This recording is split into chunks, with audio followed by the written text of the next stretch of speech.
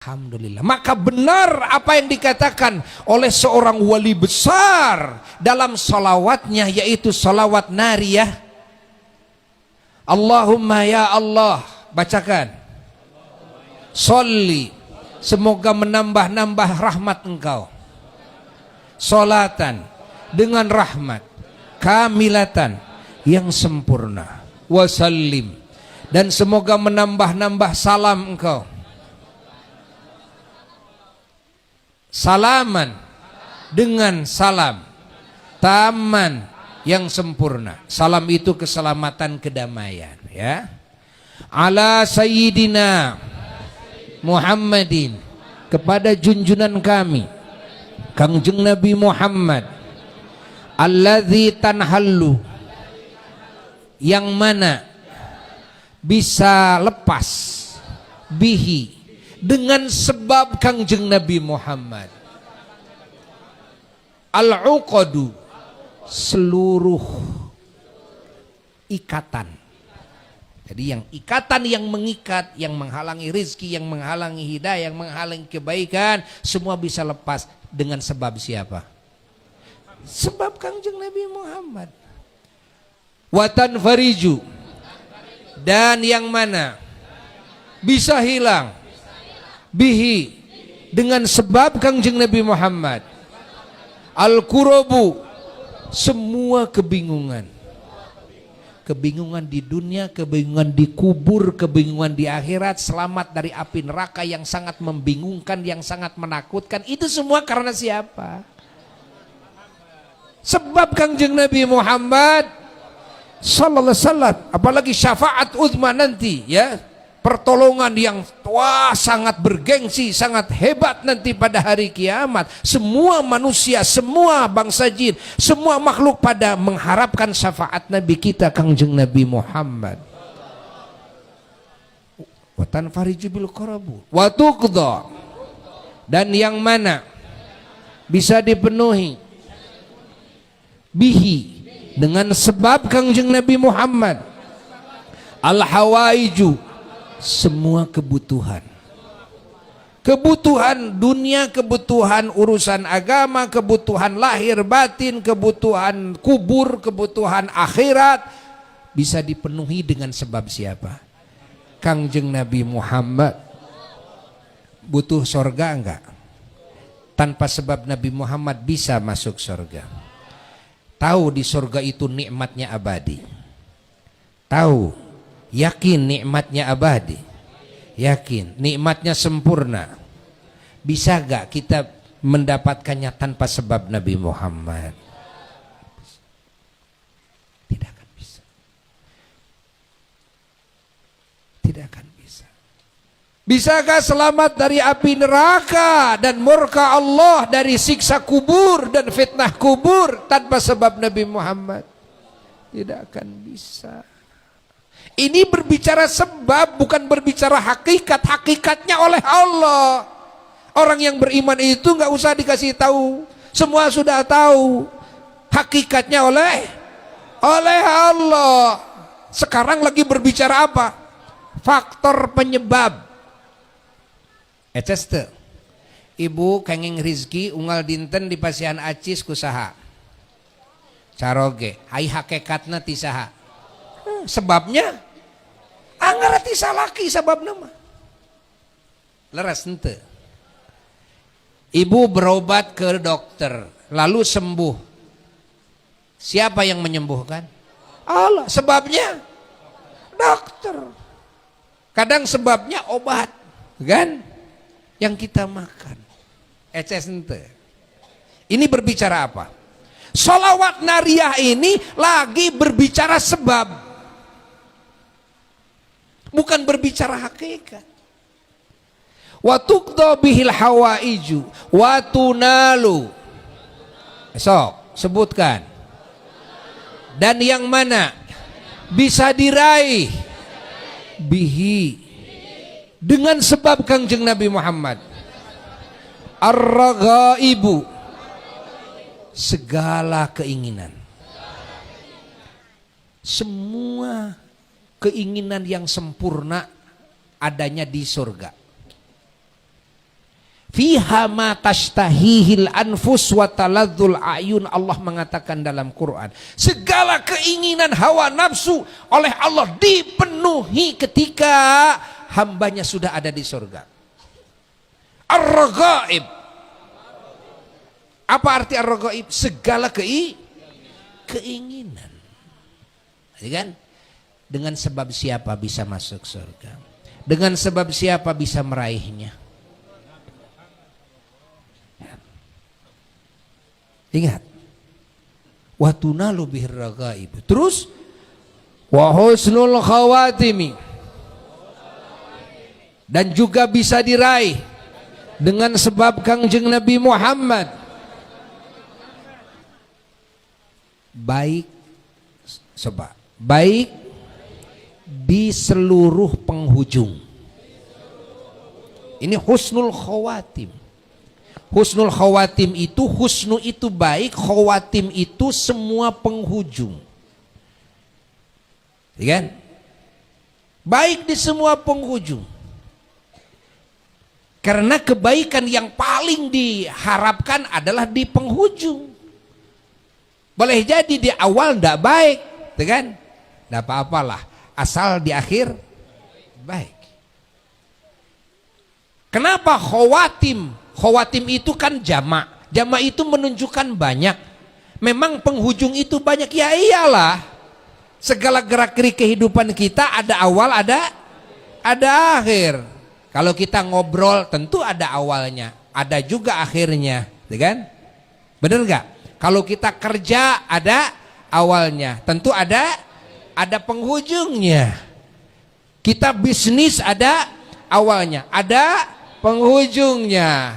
Kan? Kita bangun ada awalnya, pas bangun, mulai bangun itu awal. Lalu penghujungnya apa? Penghujungnya tidur. Nah, kan? Begitu tidur juga ada awalnya, ada penghujungnya. Penghujungnya ya bangun, gitu kan? Bener nggak? Segala gerak-gerik kita ada awal, ada akhirnya. Akhir itu adalah khawatim, khotimah. Khotimah itu penghujung. Hidup juga ada awal, ada awalnya. Kapan hidup di dunia? Begitu lahir, kan? Lalu penghujungnya keluarnya roh. Paham tidak? Paham tidak? Paham tidak? Lalu kalau masuk kubur, dikubur juga, masuk ke kubur, hidup kita di alam kubur ada awal, ada penghujung. Awalnya ketika kita mati, kan? Masuklah ke alam kubur. Apa penghujungnya? Ketika kiamah. Masuklah ke alam akhirat, disebut ba'ats, yauman nusyur, yaumal ba'tsi. Nah, akhirat juga ada awal, ada penghujung. Awalnya di mana coba? Awalnya adalah ketika bangkit dari alam kubur. Penghujungnya adalah imma masuk surga dan abadi di surga, wa imma masuk neraka. Ini penghujungnya. Makanya dijamakkan kata penghujung, khawatim, tidak husnul khotimah. Wa husnul khawatim, yakni dengan sebab Kangjeng Nabi Muhammad SAW bisa diraih kebaikan dalam segala penghujung. Jadi yang dimaksud husnul khawatim bukan hanya penghujung di waktu sakaratul maut saja. Pokoknya dalam segala gerak-gerik kehidupan, penghujungnya saya minta baik. Gitu kan? Jangan sampai penghujungnya ndak baik, gitu kan? Paham tidak? Karena yang paling penting itu di mana? Di penghujung. Nah, kebaikan dalam segala penghujung hanya bisa diraih dengan sebab siapa? Kangjeng Nabi Muhammad. Wa yustasqal ghamam, dan yang mana dihujani awan, kan? Biwajhihil karim, dengan wajahnya Kangjeng Nabi Muhammad. Dengan wajahnya Kangjeng Nabi Muhammad. Apa maksudnya? Hujan itu kan dari langit ke awan, kan? Ingat, dari langit. Langit kemana? Ke awan. Ini versi ahli sunnah wal jamaah. Bukan dari bumi ke awan, awan ke bumi, bukan? Kan? Kalau ahli sunnah wal jamaah bukan seperti itu. Bahwa hujan itu minas sama, dari langit, kan? Cuma kita tidak tahu. Tumbuh-tumbuhan dari langit semua. Ini tumbuh-tumbuhan, ikan semuanya dari langit semuanya. Makanya jangan heran, kan?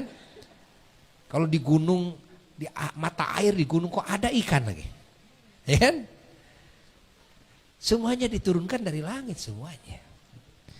Keberkahan itu diturunkannya dari langit dulu, lewat langit semua. Rizki diturunkannya dari mana? Lewat langit dulu. Ya. Hujan juga begitu. Ya. Diturunkan hujan, kan? Kemana? Ke awan. Nah ini wayustasqal ghamamu, dihujani. Apa? Awan. Oleh Allah dihujani. Dari mana? Dari langit. Lalu setelah awan, kan, mendapat hujan dari langit, maka awan menurunkan hujan lagi kemana? Ke bumi. Biwajhihil karim, dengan sebab wajah Kangjeng Nabi Muhammad. Ada kalimat ini. Ini ada cerita. Ini mah ada dongeng nih, kalimat wa yustasqal ghamamu biwajhil karim, ada dongeng. Dulu negeri Arab pernah bertahun-tahun kemarau panjang. Hingga datang dari berbagai kabilah, ya, datang menghadap eyangnya Kangjeng Nabi Muhammad SAW, yaitu Sayyidina Abdul Muttalib. Semuanya, kan, meminta kepada Abdul Muttalib solusi, karena negeri Arab itu sudah susah payah, banyak yang meninggal dunia, unta, binatang ternak banyak yang mati karena tidak ada air, tidak ada hujan. Saat itu Kangjeng Nabi Muhammad SAW masih bayi, dan eyangnya yakni Sayyid Abdul Muttalib sudah tahu siapa bayi ini. Sudah tahu beliau bahwa bayi itu adalah sebagai nabi akhir zaman. Nah, lalu ketika kaumnya dari berbagai kabilah datang, apa yang dilakukan oleh Sayyidina Abdul Muttalib? Yang dilakukan oleh Sayyidina Abdul Muttalib, eyang Nabi sallallahu alaihi wasallam, menggendong sang bayi yang agung ini. Dibawa kemana? Keliling tawaf. Setelah keliling tawaf, lalu beliau berdoa kepada Allah, minta diturunkan hujan. Tiba-tiba ini sang bayi sedang memejamkan kelopak matanya, membuka kelopak matanya. Begitu membuka kelopak matanya, wajah sang bayi ini lalu bergerak ke arah langit. Nah, diperlihatkan ke arah langit, eyangnya melihat keajaiban karena keluar cahaya dari wajah sang bayi ini. Begitu melihat sang bayi ke jihad langit, seketika di atas negeri Arab langsung ada awan, mendung, gelap gulita. Negeri Arab gelap gulita, seketika turun hujan. Ini cerita wa yustasqal ghamamu biwajhihil karim. Kan? Catat oleh kita. Dan oleh para ulama, para wali dimaksudkan dengan dua makna. Makna pertama, ini sholawat kalau sudah lama kemarau ndak turun hujan, bacakan itu agar diturunkan hujan.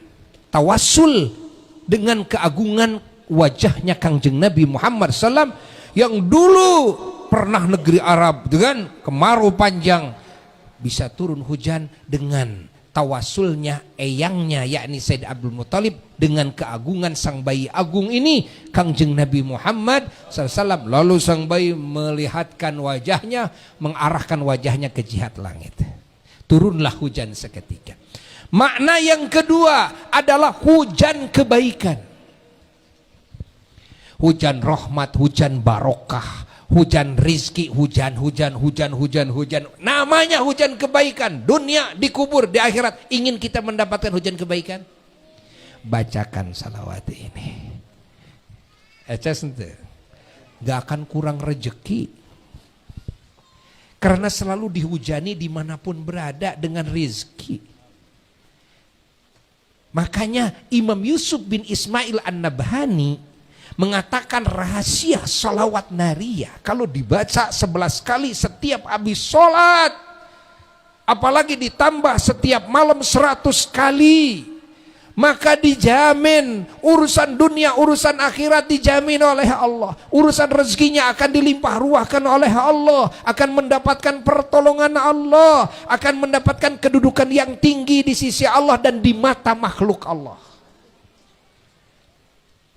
Akan dikabulkan doanya oleh Allah, akan diampuni semua dosanya oleh Allah, dan akan mendapatkan syafaat pertolongan Kangjeng Nabi Muhammad SAW.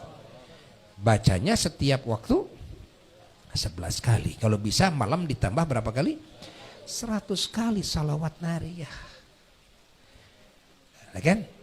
Namanya banyak. Kita emang nggak mempermasalahkan nama, kan? Cuma kalau ingin tahu kenapa nar? Nar itu kan api. Kan? Karena dulu di Maroko, kan? Jadi para wali Allah itu kalau ada musuh gitu kan, ingin mengalahkan musuh, nah, baca salawat nariyah 4444. Gak akan ada musuh yang bisa mengalahkan. Musuh itu porak-poranda. Dengan izin Allah hanya dibacakan salawat itu 4444. Kan? Kenapa? Karena menjadi api. Api bagi setan, api bagi roh-roh jahat, api bagi jin-jin jahat. Ingat, api bagi musuh-musuh kan yang akan mendolimi kita. Maka disebutlah nariyah karena hebat. Kalau istilah doa saifi, saifi itu seperti pedang, bisa menebas leher musuh gitu. Saking apa? Saking hebatnya, mujarabnya salawat nariyah. Ada yang memusuhi, malah musuh-musuhnya bisa.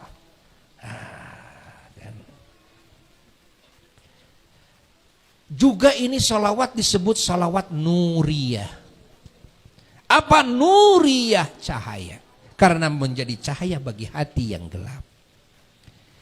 Hati kita, hati keluarga kita. Kalau anak pingin soleh, bacakan, dawamkan salawat nuriyah itu. Saya punya suami badung banget, istrinya rajin ngaji, suaminya ke masjid ketara. Bacakan salawat nuriyah. Salakina rajin ke masjid, rajin ngaji, istrina gawena teh alah di bang emok we. Apa? Bacakan salawat nuriyah agar menjadi cahaya. Orang tuanya rajin ke masjid, rajin ngaji ke pangarsah Ustadz Kokon, anaknya kerjaannya cuma gapleh. Bacakan salawat nuriyah agar segala yang mengikat menjadi segala pengikat menjadi lepas. Tanhallu bihil, agar segala bingung dunia, kubur dan akhirat menjadi hilang. Watan fariju bihil, agar segala hajat, keinginan, kebutuhan kita dikabulkan oleh ini arti watuqda bihil, agar segala keinginan dan cita-cita kita diraih oleh kita biiznillah, dengan izin Allah. Itu arti watunalu bihir, agar kita mendapatkan husnul khawatim. Ya, ini husnul khawatim baik dalam seluruh penghujung. Kadang-kadang sekarang badung, sekarang ahli maksiat, tapi begitu sakaratul maut, barokah bacaan salawat nariyah, dia malah tobat sebelum ajalnya keluar. sebelum rohnya keluar maksudnya, ya kan? Dia tobat, dia istighfar, matilah dia dalam keadaan bertobat, namanya husnul khatimah, barokah apa? Tuh, gitu kan. Susah rezeki, apalagi di musim corona, ya kan? Susah rezeki, bener nggak? Susah rezeki itu kan. Nah, bacakan salawat nariyah dengan khusyuk, dengan benar-benar bertawasul kepada Allah, mengagungkan Rasul, ingat, menghadirkan Rasul, punya wudhu, mandi dulu pakai wangi-wangian, bersih dari najis, begitu, menghadap ke kiblat, menghadap ke makom Nabi. Kan dari sini ke kiblat sama dengan ke makom Nabi di Madinah, ya pada ke kiblat kalau dari kita.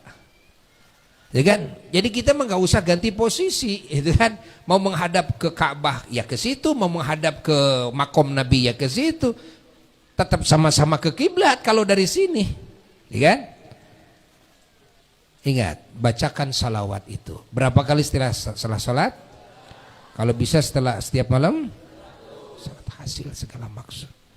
Orang akan menghormati kita, malaikat akan memuliakan kita. Ingat, Allah pun mengagungkan kita. Allah.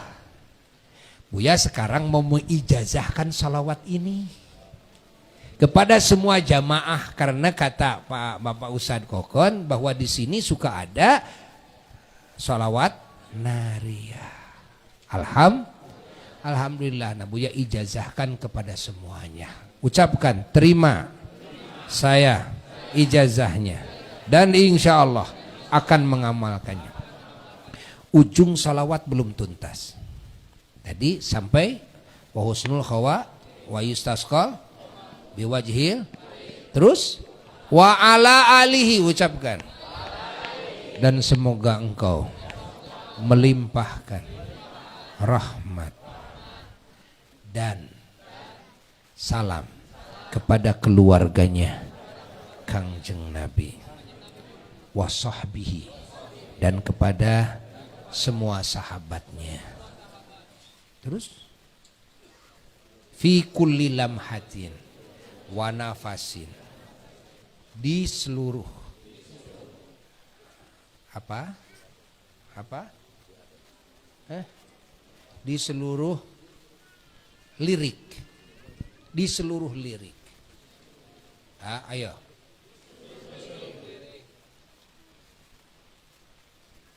Di seluruh apa ya? Kalau istilah bahasa Sunda mah kolenyai.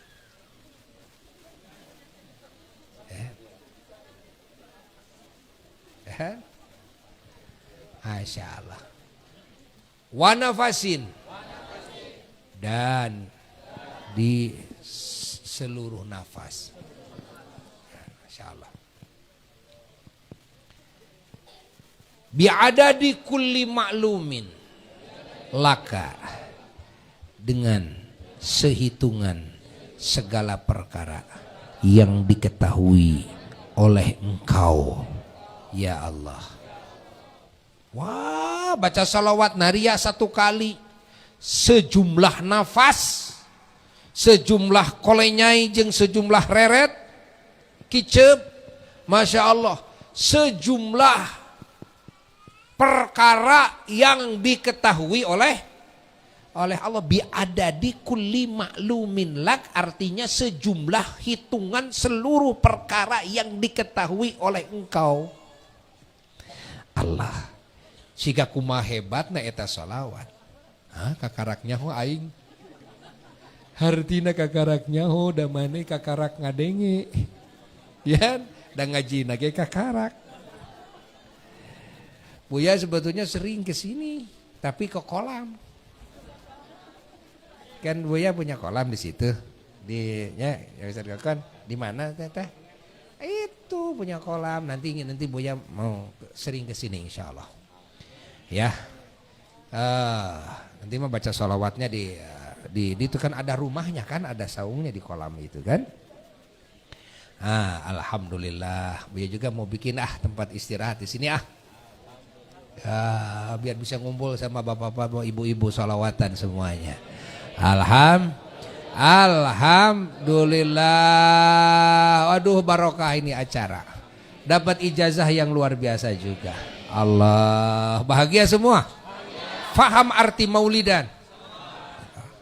Masya Allah, luar biasa. Jol jadi ajengan ngadadak. Jadi ustadah ngadadak, kata insyaallah. Kita tutup dengan doa, ya. Dan semoga berkah maulid ini masjid dilancarkan pembangunannya oleh Allah, ya. Terutama pembangunan agamanya, pembangunan ketakwaannya, pembangunan iman Islamnya, pembangunan akhlaknya. Allahumma salli ala habibika Sayyidina Muhammad wa ala alihi wa sahbihi barik wa sallim wa radha an jami'is sahabah wal qarab wa tabi'in wa tabi'i tabi'in lahum bi ihsanin yaumiddin. Amin ya rabbal alamin.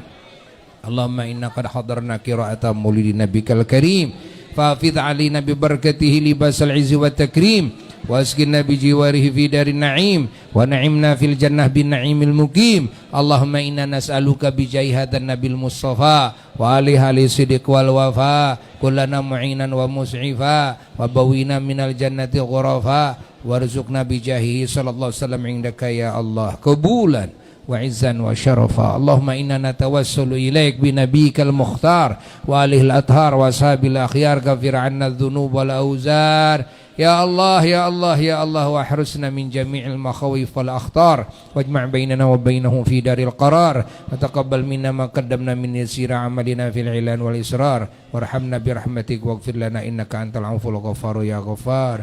Subhana rabbika rabbil izzati amma yasifun, salamun alal mursalin walhamdulillahi rabbil alamin. Wa ila hadratin nabil mustafa rasulillah sallallahu alaihi wasallam syai'ulillahi lahul fatihah.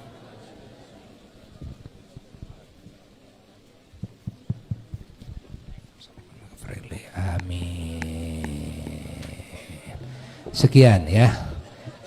Mudah-mudahan qabul. Wassalamualaikum warahmatullahi wabarakatuh.